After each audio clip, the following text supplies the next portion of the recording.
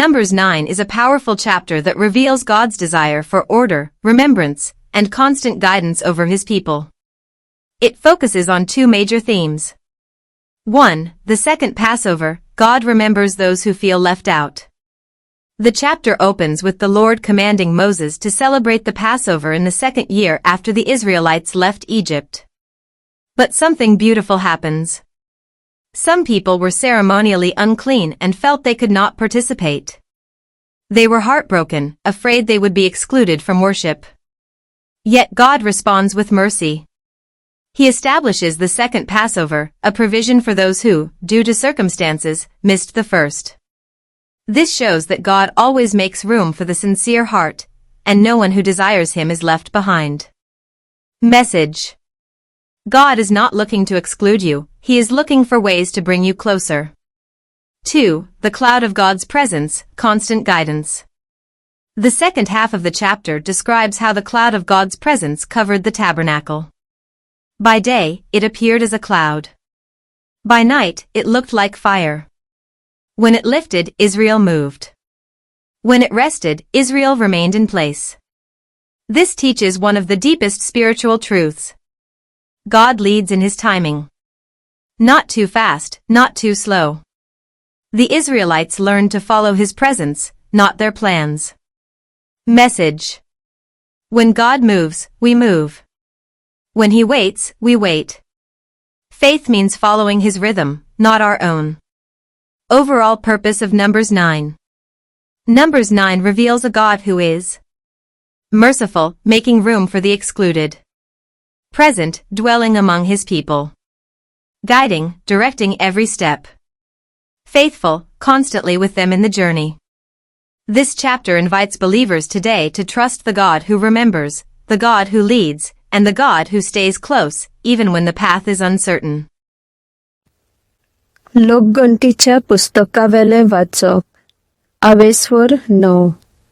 Israel परजा इजिप्तातली भायर सरून आयल्या उपरांत दुसऱ्या वर्साच्या पयल्या म्हयन्यात सिनाय अरण्यात सर्वेस्पर मोइजेसाकडे उलयलो. ताणे म्हळें, ह्या म्हयन्याच्या 14व्या दिसा थारायलोल्या वेळार इस्रायल परजेक सगळे कायदे रीत सांबाळून पास्कांची परब पाळूं दी.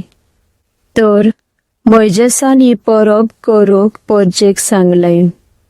आनी पयल्या म्हयन्याच्या 14वेर सांजेच्या वेळार तांणी सिनाय अरण्यात ती पाळली. आनी सर्वेस्परान मोइजेसाक फर्मायलोले ते परी परजेन सगळे केले. पूण थंय रिती परमणे शुद्ध न्हय तसले कोण कोण आसले. कित्याक तांणी मोड्याक हात लायलोलो देखून तांच्यान ती त्या दिसा पाळूंक जालें ना. ते मोइजेसा आनी आरोना सरशी गेले. आनी तांणी म्हळें, आमी अशुद्ध आसांव कित्याक आमी एका मोड्याक हात लायला. पूण हेर इस्रायल परजे सांगाता सर्वेस्पराच्या संस्कारांत वांटो घेवंक आमी कित्याक बारायलोले जातल्या? मोइजेसान तांकां जबाब दिलो, सर्वेस्परांत थावन म्हाका हुकूम मेळोसर रावात. सर्वेस्परान इस्रायल परजेक कळीत करूंक मोइजेसाक सांगलें, कोणूय तुमचे मदलो वो संस्थेंतलो मोड्याक हात लायलो देखून अशुद्ध जाला वो पयस भोंवडेक आसा तरी पास्कांची परब पाळूंक सोदता, तांच्यान तो एका म्हयन्या उपरांत मुणगे दुसऱ्या म्हयन्याचे 14वेर पाळूंक जाता. खमीर नासलोल्या उंड्यान आनी कडू पाल्या बरोबर ती खायात. ते जेवण दुसरे सकाळीक दवरूं नाकात. आनी जनावरांचे एकूय हाड मोडूं नाकात. आनी सगळ्या कायद्यांक पाळो दिवन पास्कांची परब करात.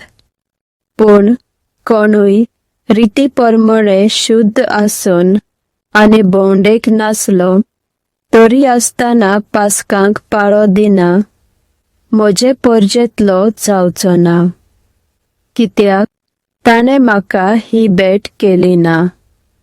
ताणें हाचो परिणाम भोगचो पडटलो. तुमचे मदें एक पोरको मनीस जियेता, तोय परब पाळूंक सोदता. ताणें सगळ्या कायद्यांक मान दिवंक जाय. हें सगळ्यांक गांवच्या तशे परक्या लोकांक लागू जाता. सर्वेस्पराचो तोंबू मांडून सोंपयलो त्या दिसा एक कूप आयलें आनी तो नोदरेक लिपून उरलो. रातचें तें कूप उज्या सारकें दिसो. हें कूप गेलें तशें लोक आपले तोंबू निकलावन फुडें वचत आनी तें कूप देंवताले थंयसर ते नव्यान ठिकाण करीत. सर्वेस्पराच्या उतराक ते तोंबू मोडटाले आनी ताच्याच उतराक ते उबारताले. तोंबू वयर ते कूप आसोसर ते त्याच मैदानार रावताले.